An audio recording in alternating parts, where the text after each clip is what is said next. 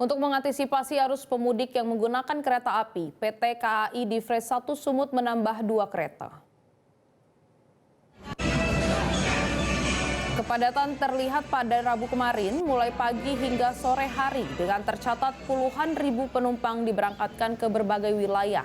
Di stasiun besar kereta api Medan terlihat ribuan penumpang sudah memenuhi jalur keluar dan masuk. Akibat kelonjakan tersebut, pihak KAI 1 Sumut menambahkan 2 kereta untuk rute Medan Kisaran hingga jarak terjauh Medan Rantau Prapat. Menurut manajer Humas PT KAI Divres 1 Sumatera Utara, Anwar Solihin, penambahan kereta telah dioperasikan untuk mengangkut penumpang dalam arus mudik Natal dan Tahun Baru. Menurutnya telah terjadi kenaikan jumlah penumpang sebesar 8% dibandingkan tahun sebelumnya.